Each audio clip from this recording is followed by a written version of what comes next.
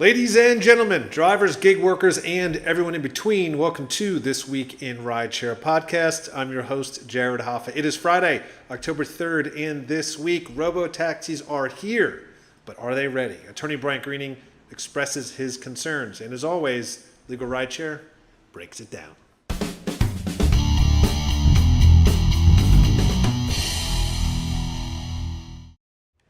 And from Legal Rideshare, I'm joined by the co-founder and lead attorney, Bryant Greening. Bryant, happy Friday. Happy Friday, Jared. Great to be here. It is, and this is a special edition. We talk about robotaxis a lot. A lot of times we're discussing the articles that we see and our opinions, but this time it's all eyes on you, Bryant.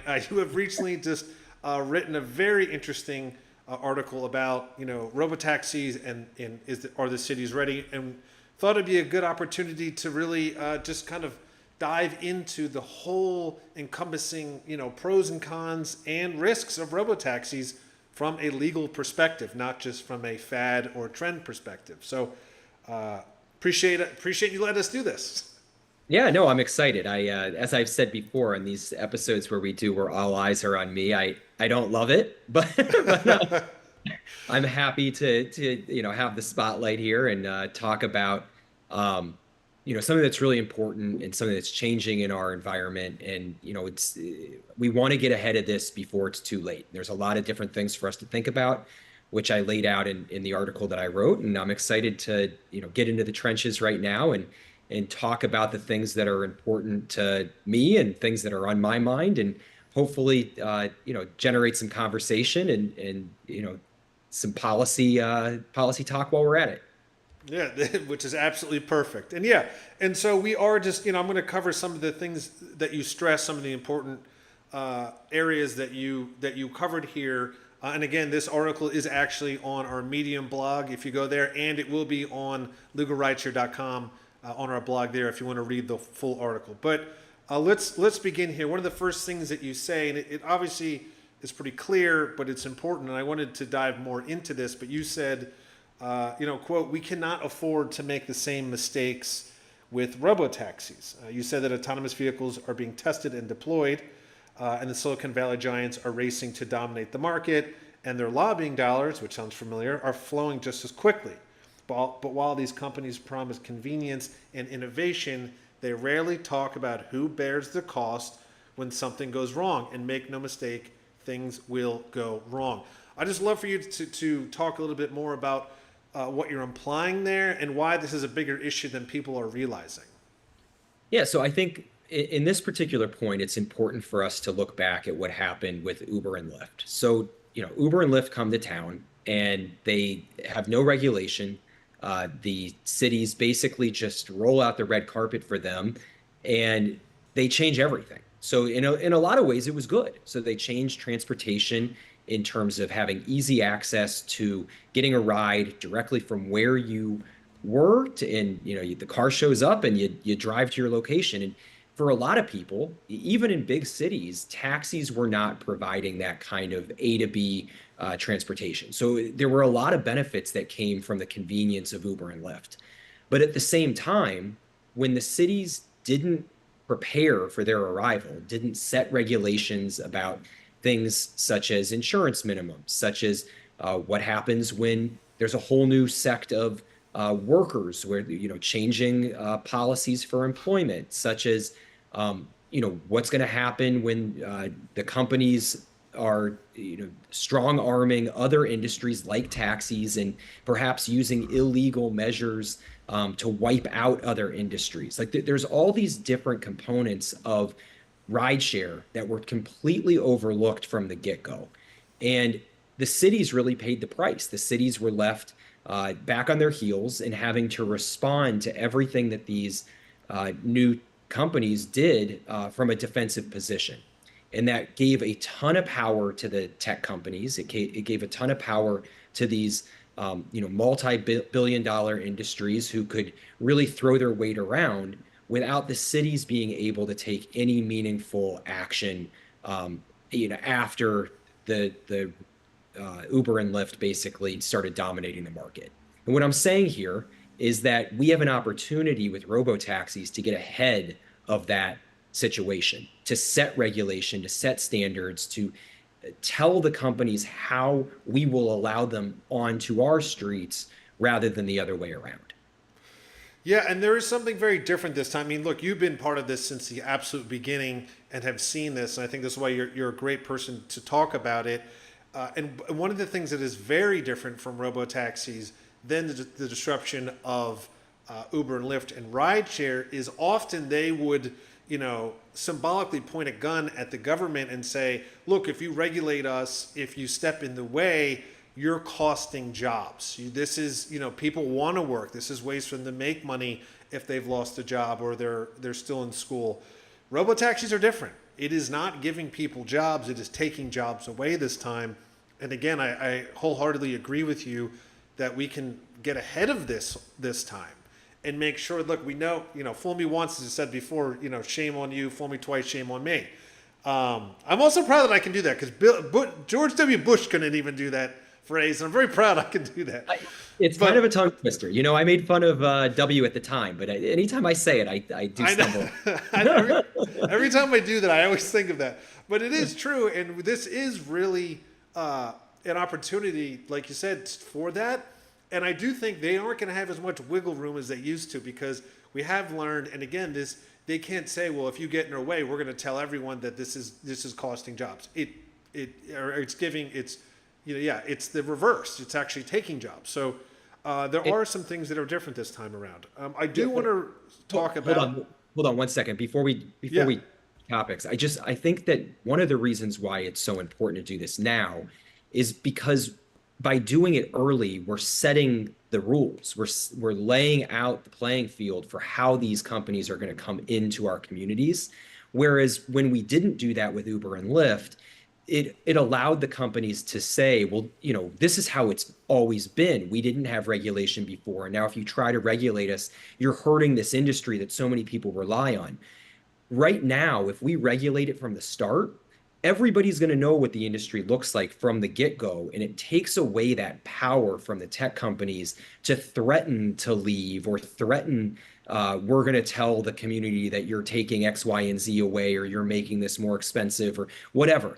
If we set out the regulations early, then everybody's playing by the same rules, and it just gives the power to the communities rather than to the companies who started with the power in the rideshare dynamic.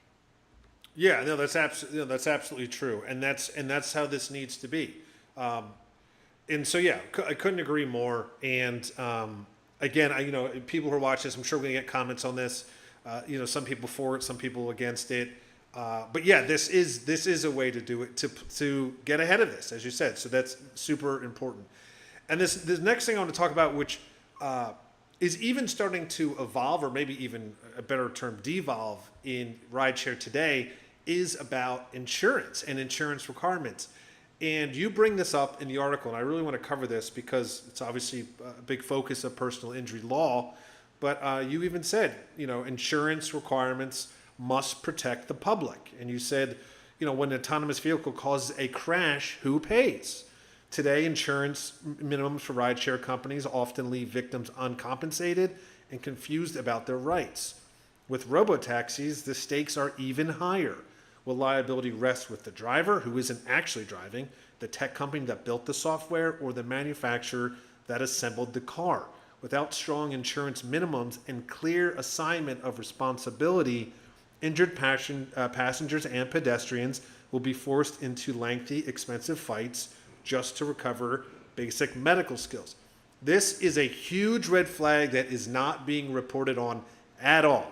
We have talked on the show about articles with crashes, some that are funny, some that are not, and some of the bugs. But this insurance requirement is major, and I'd love for you to just weigh in on more detail of what you see and what should happen. Yeah, so I wanted the next two topics, the insurance requirement, what we'll get to is the idea of tort law. They do kind of overlap. So with this section, what I really want to focus on is the insurance minimums. So let's operate under the assumption, and I think it should be a reality, that these vehicles carry liability insurance for injuries that they cause. And you can imagine all sorts of situations where people get hurt in relation to AV or robotaxi rides. Imagine the car plowing into a pedestrian. Imagine the car rear-ending another vehicle in which the occupants of the robotaxi and the other car are both hurt. Imagine a situation where an uninsured driver hits the robotaxi and the person inside the robotaxi is hurt. We can come up with a million different scenarios where accidents cause injuries. In the current rideshare environment, there is a serious issue related to the amount of insurance that's available. When we first started Legal Rideshare, every one of those rides was covered by $1 million. No matter the scenario, there was $1 million of coverage available to people who got hurt. And year after year after year, those insurance policies have gotten less and less. There are situations now in rideshare where there is no insurance. There are situations where there's a small policy that everybody who might be injured in the event needs to split. So there are situations where there could be four people who are literally killed in a rideshare event, and there's a $25,000 or $50,000 insurance policy for them all to tap into. That is an issue here because the the cities and the states failed to set regulations early about insurance requirements and insurance minimums. Again, if we get in on this at the right time, at the start, the municipalities can set insurance limits that ensure that everyone is adequately protected in these injury situations. I don't think that there should be an autonomous vehicle on the road that carries passengers around, particularly for profit, see the Waymos and the similar entities, that doesn't have at least $1 million of coverage for for each ride. I think it would be highly negligent of the cities, states, and areas in which these robotaxis are performing services to not require that there is a high level of insurance for injuries that will occur as a result of the use. Uber and Lyft and all the others have continually lowered their insurance benefits, and the reason for that is purely money. It costs a lot less to insure a ride with $25,000 of coverage than it does for $1 million. They are saving that money, they are pocketing that money, and our communities are at risk as a result. If we can get in on this now and set insurance regulations from the start, these companies will know that if they're going to if they're going to drive on our streets, if they're going to come to our communities, you're coming with $1 million, if not more. So I don't want to see a scenario where, again, we repeat a situation where people are hurt. They can't be compensated for things like the cost of medical treatment, their pain, their suffering, their lost wages. There are so many damages that can be caused. Who should bear that cost? Not the passenger, not the public, the company that's putting these cars on the road. Yeah, I mean, I absolutely agree. And often when we've seen when they try to cut corners like this, it ends up biting them anyways. A lot of times we've talked about, and it takes a while. We'll talk about a story that is progressing for weeks, and they've cut a corner or they didn't, and then it's a huge lump sum of hundreds of millions of dollars or more that they have to pay back. So it just makes sense. Even as you said here, look, these long, expensive fights just to cover basic medical bills, they just don't need to happen. And this is also, again, different because they can't throw their hands up and say, well, that's the driver is an independent contractor, we're a tech company, it doesn't really involve us. It's their system. Now, the question, as we talked about the first topic today, is, well, whose system is it? Is it the software that broke? Is it the car? Is it Uber themselves or Waymo? That's to be seen, but it's clearly showing that they're more on the sites this time. And do you think because of that they're going to be more? Do you think they'll be more willing to have these insurance requirements or more aggressive against them? Because now there is no other party in the car; it's their car. Yeah, well, that gets into the next topic, which is the tort law. But I can briefly just say that I think that what will probably happen in these scenarios is that unless there are set standards that the governments require, they'll come with $1 million of coverage because that's what Uber and Lyft did. They started high. They said, look at all this insurance that we have. Look at, we are doing the right thing. And then as the environment changes, as they become more ingrained in our communities, they start to cut corners and they start to find ways that they can, poke holes or prod and save money without anybody really throwing up their hands or having lawmakers have hearings or whatever it may be. They find ways where they can pull almost a bait and switch. Say we came with $1 million and now we're going to lower it to 250,000, and the next year we're going to lower it to 50. And that was the rideshare playbook. And I can imagine that unless there is a written law that says robotaxis need $1 million of coverage, period, then they'll come high and they'll chip away at it until it's basically nothing, just like the rideshare companies did. And 5 years from now, we'll be talking about how there's very little insurance, how people are not protected, these vehicles are vastly underinsured, and we've just seen this before. And if we allow this to happen again, it's our fault. Yeah, yeah, absolutely. We can't, and that actually brings us, as you said, to talk about the tort law. Let's jump into that. It's our third and final topic for today.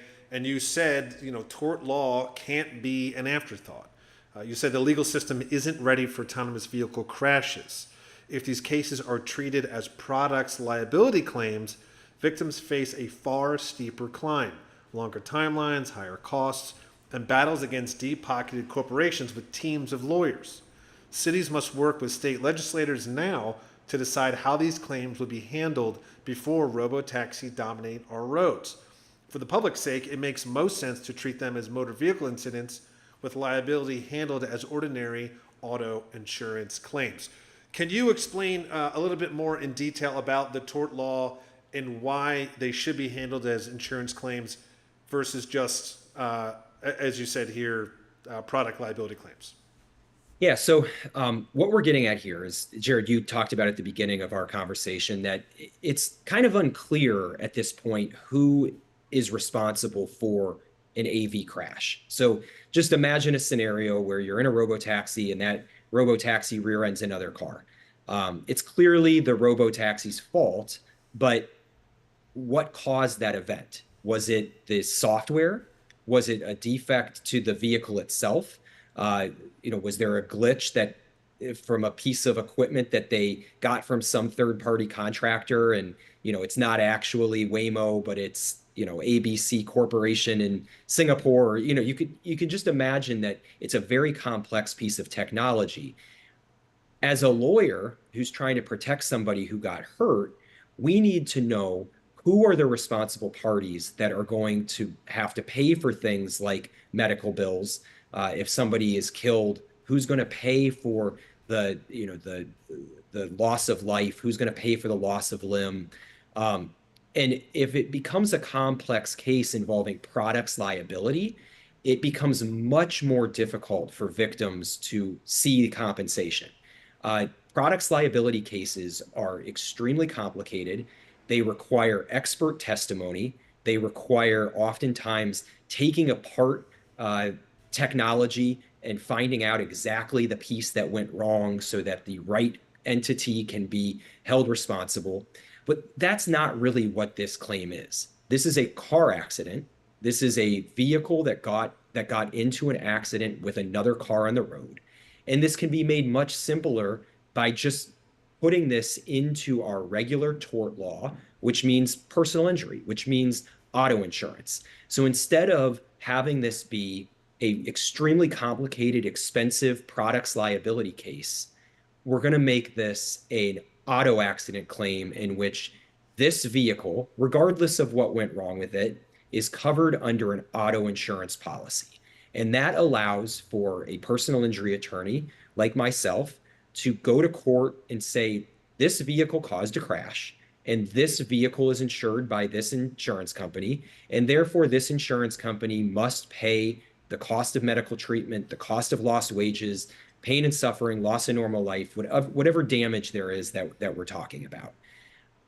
When vehicles are put onto our roadway, and cause crashes, which these vehicles will, we don't want to make them essentially bulletproof from liability by making it infeasible for uh, the common person to bring a claim to recover their damages. We don't want law offices to turn down what would be considered smaller claims. Somebody who has something that's very serious to them, an emergency room visit, 6 weeks of physical therapy, maybe some pain management treatment. That case would be considered perhaps too small to bring as a product's liability claim because it could cost tens of thousands, if not hundreds of thousands of dollars to prosecute.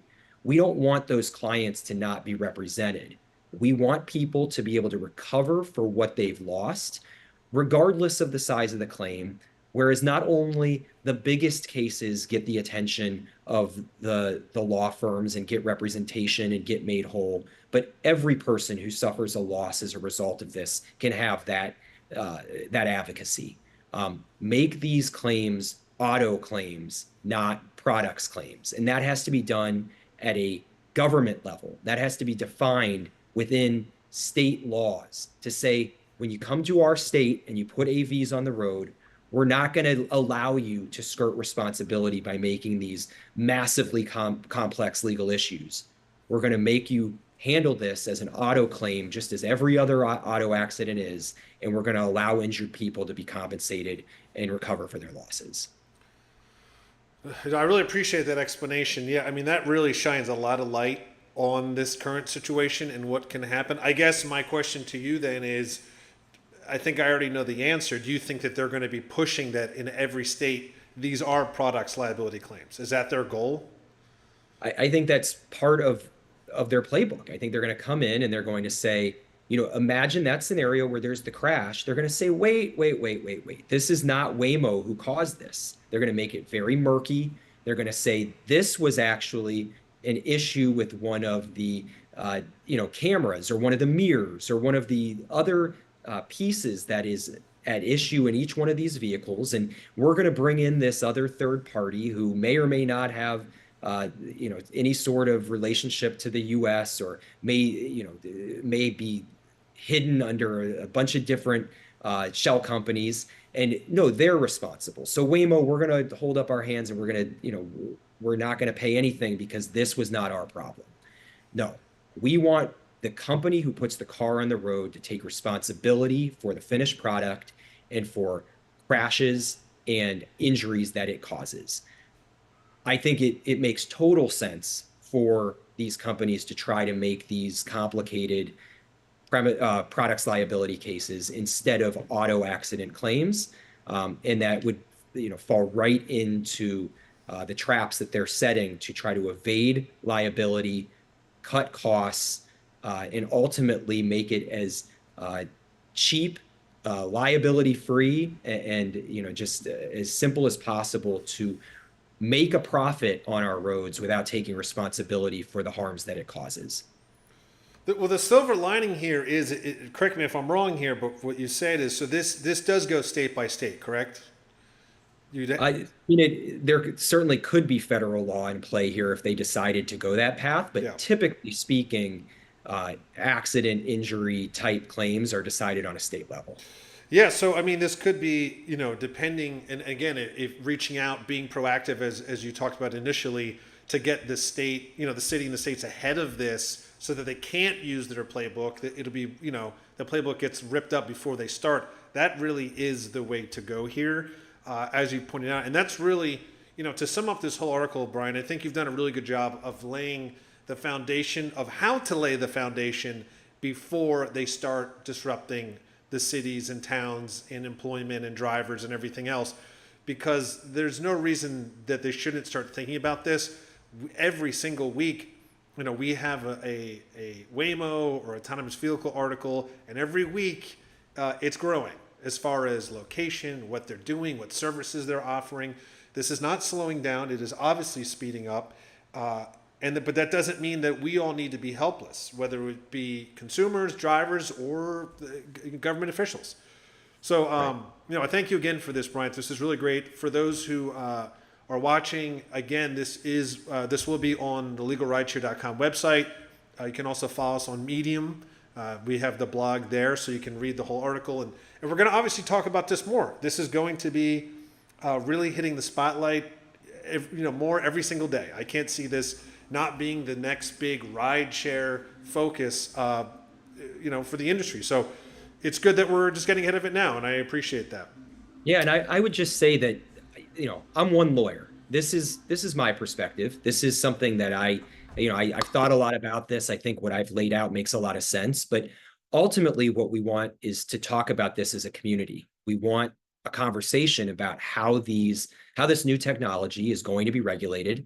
We want our lawmakers to be having these debates about which side they fall on in terms of how much insurance there should be or what type of case it should be litigated as long as we are having these conversations before the tech companies come in and dominate our roads, then I feel like I've done my job. I think that we want people to be deciding what this structure looks like before it gets here. And as long as we have a plan in place and we're putting forward a well thought out regulatory system, then great. It will look like however the legislators have deemed best.